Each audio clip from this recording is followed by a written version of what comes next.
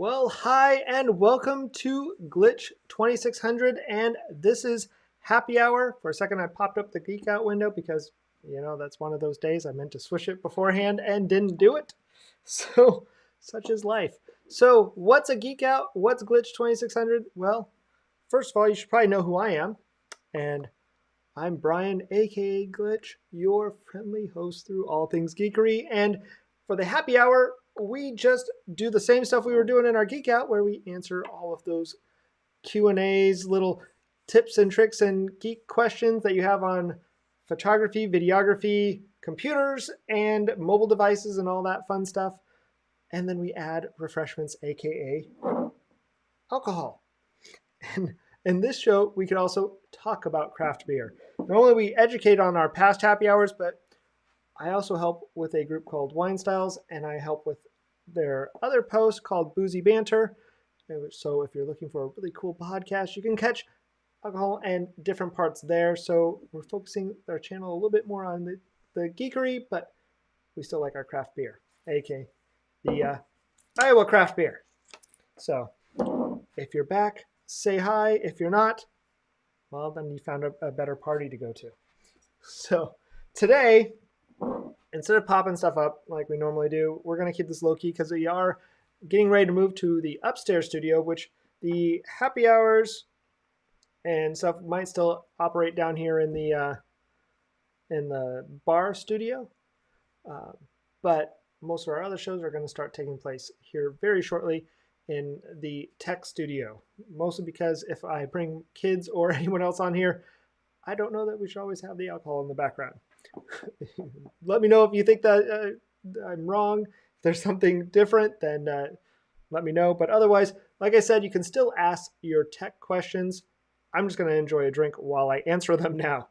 And you can still ask those beer and wine questions too. Just put a Q in front and then ask your question. Otherwise, if you're really, really, nice and have a webcam, I do have a way to bring you in. If you want to join us live too, just let me know in the chat and we'll get you there. But first things first, let's debating on if I want this one first. This is one of my favorite beers we're going to try first. And I'm debating on whether it's going to be first or whether I want to hold on to it for a second. In fact, I am going to. I'm going to make you hold on and see which is one of my favorite beers. And instead, tonight we have two Confluence beers from Confluence, two beers from Confluence Brewing Company. And I think we're going to start, because it's a little bit, it's a Graft Beer, which means brewed with apples. We're going to start with the Orchard Dawn, focus, which is a collaboration with Confluence and Jefferson County Cider Works. Now, I've had this one. This is the last of my 4-pack that I had from there. And normally I do bring up my Untapped and we talk about all of the fun stuff with it, but we didn't really do that ahead of time. So that's not what we're going to do today. But I'm going to go ahead and pour out a little bit here. Maybe I'll bring the Untapped up afterwards. Who knows? But to give you a little hint, this is the Orchard Dawn. That's what it kind of looks like. See if I can get this to come up on mine. So I'm going to go ahead and bring up my Untapped only because I didn't grab the ABV out of here. And I think that could be good to know. All right, it's 6.9 or 6.1 ABV. Let's bring that up because I want to know also what its IBU, even though I don't prescribe to and it doesn't say, but it is a cider graft beer. And what that means is it's a collaboration of a mixture of a cider and a beer together.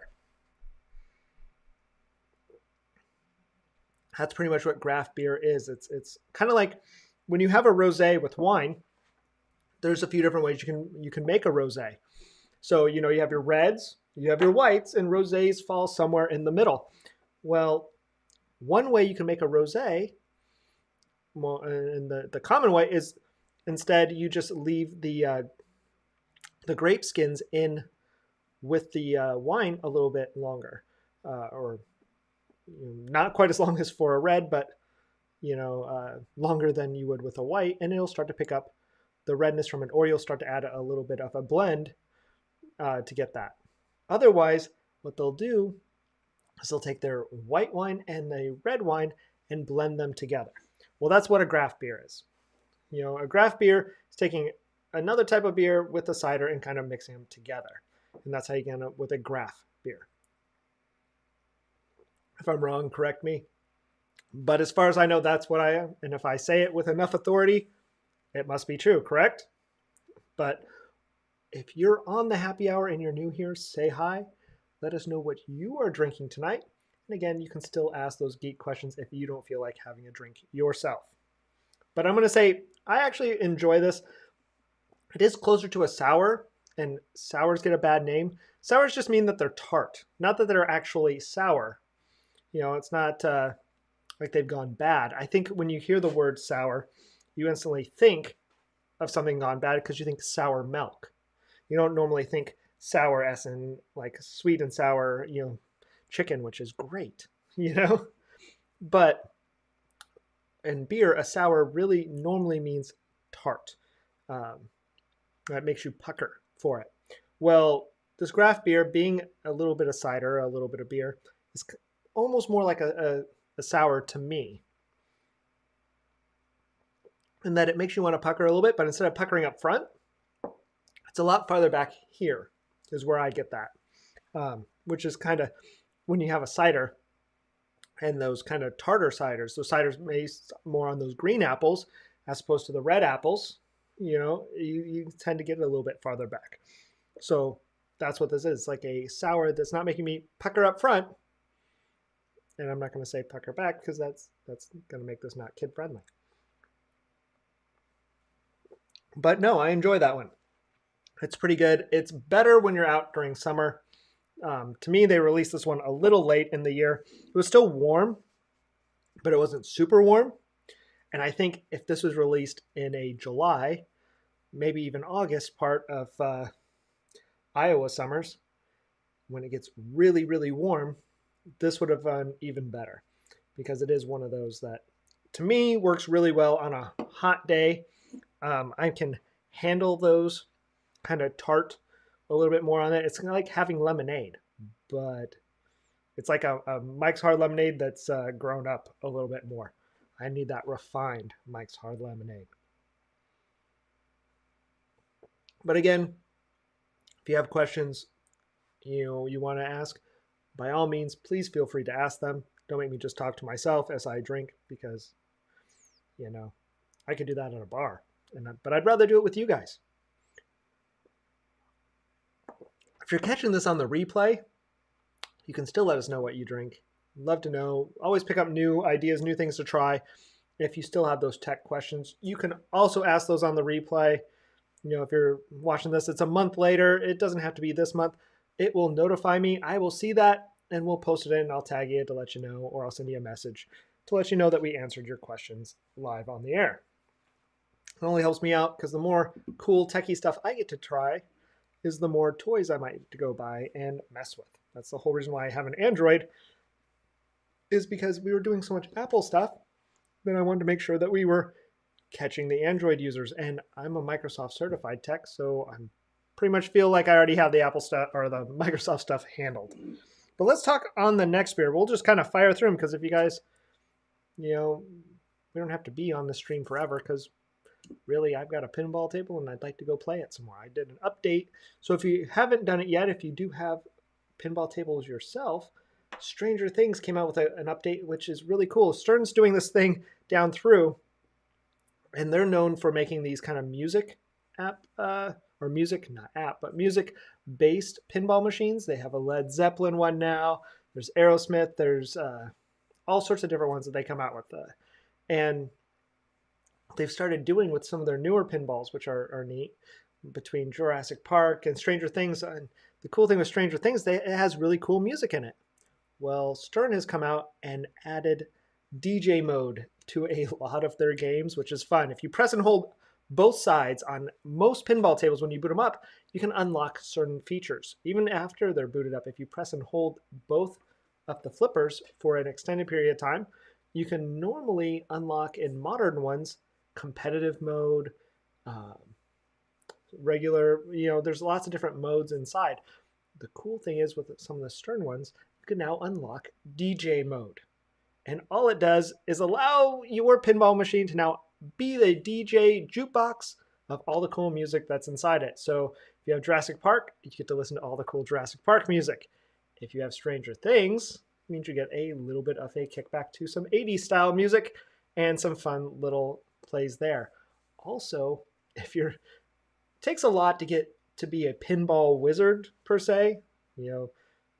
Don't knock me offline. I didn't use the music, so don't copyright strike me for using the pinball wizard name. But it takes a lot to become a pinball wizard. Some of the cool things that Stern has also been doing is if you press and hold both sides, flippers again, you hit next, next, next through it, by using any flipper, and then the start to select. So what you use when you put in your coins, you can unlock competitive, or not competitive, but challenge mode. Challenge mode is normally in most pinballs, you have to complete things throughout of it. You can just look and see as it lights up, it generally tells you what you got to do. For Stranger Things, you have Final Showdown. For Jurassic Park, it's Escape Nublar.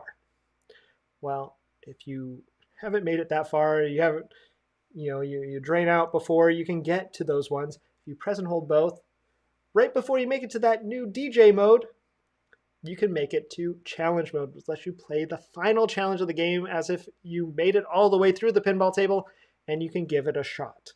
So a lot of times that's a special, you might hear it called wizard mode, because it's based on Pinball Wizard. It means you've made it to the end. But now you can play that and enjoy it without necessarily making it all the way to it.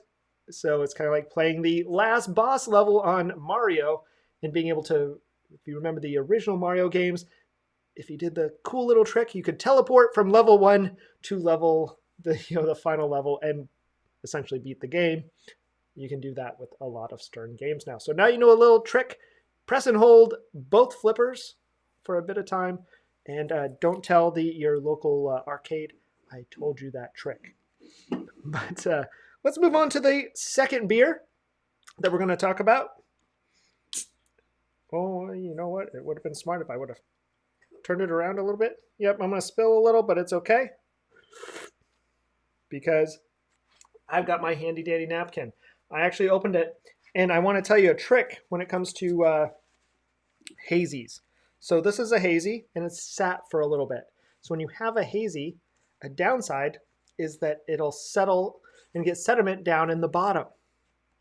Well, a trick is you just take it and tip it a bit, which in my case lets out a whole bunch of stuff. Then it will bring everything in and mix it up. But there's also another handy trick, is I need to grab this. And you can use a little strainer. A nice little strainer can be used, and you can put it over a cup. You can put it over one of these.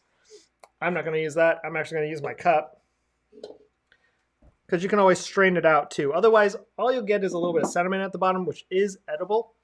Some people actually swear by and like that. My friend Brian, that owns the Wine Styles, likes that extra stuff at the bottom. I don't. And so because of that, and I know this is sat for a while, I'm going to go ahead and strain it out. So I would show you, but I don't have the overhead cam, so I'm just going to pour it over, which you'll hear. I'm actually not seeing a whole lot on here, so I'm going to stop there. But you'll notice it's pretty clear, or not clear, it doesn't have any sediment in it. Of course, the downside is it adds a fair amount of foam to it when you do that, so I'm pouring it straight down, but at least it's clear. But this is the Confluence 1282. We'll see there, 1282. And it's a hazy double IPA. So it's 10% ABV. And if I look it up, I bet you they say the IBU is higher than it it actually is. But let's check. 1282. No IBU on this. For some reason, they're not listing that. That's crazy. Normally, because it's an IPA, it'll say the IBUs are high, which is the International Bitterness Unit. But I don't really adhere to that when it comes to hazies because hazies are normally fruit forward. So it might say that it's a 86 IBU where a normal IPA might be a 50 or 60. Most of the time, you won't taste that in a hazy beer. It means it's unfiltered. That's what happens is it's not filtered, so it leaves that haze in there. That's the hazy. In fact, one of my problems right now is that it's really hard to find a normal IPA and it not be hazy. And so a lot of times when I want a straight IPA or I want a non-hazy beer, it's hard for me to order it because right now the kick is so much hazies. I do like a hazy. I've enjoyed hazies. It's just when I don't want one, I don't want to get one. So having said that, I'm going to cover this beer just a little bit. Pour some out so that I can enjoy it. Maybe you got to pour carefully from the glass since it's pouring from here. But yeah, you can kind of see it there. I've rated it in the past because I enjoy it, which you can follow us on Untapped. Just look up at Glitch2600 and you can find us there. But otherwise, I find this one, it's really smooth. And that's dangerous. If it's 10%, alcohol, then you can get in trouble really quick with this one. It goes down smooth. You could pound this one. And if you did, by the time you're done with the 4-pack, yeah, Johnny's no longer a dull boy. So you'll be the life of the party and need a designated driver. So it's a very good, very, fruity. It's not what you would expect for being an IPA, even a double IPA. And a lot of people ask, what's the difference between an IPA, a double IPA, and a triple IPA? Well, it just means more hops. So it's an IPA that has a double IPA is an IPA that's been doubled. Who knew that us people who like craft beers don't want to get too complicated sometimes in our explanation? A double IPA is just double the stuff that goes into a normal IPA. So can we all guess what's a triple? And it's normally double the alcohol content. So a double is normally going to have more alcohol than a single IPA. So a triple probably has even more. And there's arguments on whether a triple actually exists. We call stuff triples and we have triples, but there isn't an actual designation of triple IPAs. Now, not to be compared or confused with tripel, which is different than triple. So EL versus LE. Just to tripels, definitely, or triple, depending on which way and where you live, tomato, tomato. You can kind of like ghost versus gose. Tomato, tomato, depending on where you live and where you've heard it. Gray with an E versus A. All different stuff. But the LE versus EL, there are different ones. A triple, LE, IPA is supposedly not fully recognized, but it exists out there. I've had some. And it was great. But again, more alcohol, more all the stuff that makes an IPA an IPA. And if it's non-filtered, then it becomes a hazy. Less fruity, less bitter. So if you don't like IPAs, a hazy is the way to go. But a double has more alcohol, triple has even more. So be careful. But I see a couple of you are out there. So if you're new, say hi, say new, so we know who you are. If you have those tech questions, we don't just talk about beer. This is just the happy hour following our Geek Out, which happens once a month, and it's the end of the month. So it's time to have the happy hour. And otherwise, I hope you're having a good time. If you are enjoying, then please remember you can come join us on YouTube if you're not already there and subscribe using that link there. If you're on your computer, you can hover your your iPhone or Android camera over that, and it'll go, hey, do you want to go here? You'll say yeah, and you'll go and subscribe. Otherwise, you can follow us on YouTube, Clubhouse, all those fun places at Glitch 2600. You can find us on Untapped there too. And if you're enjoying all of this, you can, of course, buy me a coffee if you want, which is one way to support the channel because I drink a lot of coffee. But there's that link over there if you're so inclined. Otherwise, I'll keep producing this anyway because I just really enjoy it. But I will tell you, I love Confluence beers. We have a sign for them back there. Kind of see it's behind the Clockhouse one. We will be getting those up and all the fun stuff. And I've enjoyed their beer, but I am trying to get through to my favorite beer, the one you've been hanging out and waiting for. And as long as I don't get a work email. Last but not least, my favorite that we're going to have tonight. It might be my favorite of all time. It's very hard for me to tell. And partially it is the name. Partially it is the label. I really like old style microphones too. So one of the first times I really got into craft beer was one of the earlier first IPAs I had. And as I started to really like IPAs, I just love the pull handle. And then it just it invokes all of the favorite things that I like. And that is Peachtree's Soundcheck Session IPA. I mean, check out that label. Is that not cool? And the pull tab basically was this old style microphone. You know, for if you're gonna pull on a pull tab, but you know what I mean, for the handle, the beer tap. But look at that. Is that not just a cool? If it focuses, come on, face focus. There you go. Is that not cool from Peachtree Brewing Session IPA? I think it's cool. Let's go ahead and open this up.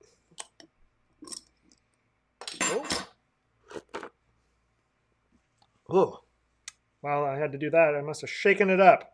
But we're going to pour this one out too. Again, one of my favorites. But you'll notice compared to a hazy, quite a bit more clear. Right? So, Peachtree's Session IPA. To me, it's not as bitter as a normal IPA, which is why when I was getting into it, it was the way to go for me. Which I'm going to search that up. Sound check. Because I just want to double check a few settings on there before I tell you what they are. So 4.9 ABV, and they say it's a 60 IBU. Again, that international bitterness unit that I don't fully subscribe to, but I want to make sure you know the info on there. I've rated this a 4.5 in the past because I really enjoy it. Again, sometimes alcohol and drinks that you have, wines, you know, scotches, you know, even beers, are tied to the experience that you had with them. I really enjoyed because it was one of the first ones I got into. I, you know, play games and stuff, and to this one, and I really like that microphone. I have a music background, so part of that just always caught my attention. I actually even had a microphone that looked like the one on the front, so I was just really intrigued. I even to this day keep thinking, man, I wish I get my hands on one of those beer taps to put on my own tap handle, only because I really like it. I probably could go track one down and do it, but for some reason it invokes that with me. So that's part of the rating. I will say I'd probably normally only rate it at a 4. It's a 4.5, partially because of memory and being one of the first that I've loved. Having said that, I don't think as a session IPA it is as piney, which is what you normally get with an IPA. I don't think it's as piney as normal IPAs. I think it goes down easy. It's not as fruit forward as a hazy. I'm kind of surprised that Peachtree has never actually moved this one to try it as a hazy and do a sound, you know, like a check 1, 2, 3. They can use that as long as I get a case. So you could have sound check and check 1, 2, 3 and have a hazy version of sound check. In fact, I might pass that on to them and see if that warrants me getting a case for free. But having said that, I'm kind of surprised they haven't tried that. But also, I would hate for this one to go 100% to hazy because, again, there's a lot of hazies out there. But this is not as piney as you would get with an IPA, a normal IPA. And that's what kind of brought me into it. I do like this clear one. I find you can drink it any time of the year. And that's why this is one of my last bottles that I've had around the house. I've been holding on to it for a bit. And tonight just seemed like a good night as kicking off the following the actual glitch schedule. This last week kicking on and following into those times where you can catch our glitch bites where you do those bite-size tips and tricks that you can normally consume in under 15 minutes every Monday. And then our Geek Outs every 2 weeks where you can get your questions answered live on the air. And then our happy hours once a month. So seemed just a good way to commemorate it with one of my favorite beers. Again, I would love to know your favorite beer. Comment and let me know your favorite beer. Even if you're watching this on the replay, if you're not watching it on the replay, if you're any place, see me on the street, let me know your favorite beer. Because if I haven't tried it, I'd probably like to try it. Because I do have a passion for those craft beers, those scotches up there, and really good wine. Aside from this show, if you are enjoying the alcohol part of this, then I would implore you, please, please, please go check out also the live show I produce for a group called Wine Styles. Just do a search for Wine Styles and you will find that. If you really like this type of talk and you want to hear me talk in the background every now and then do a search on your podcast software for Boozy Banter. And if you really like hearing me talk, then you can tell them, hey, make Brian talk more on the air, and I would love to give them a hard time with that.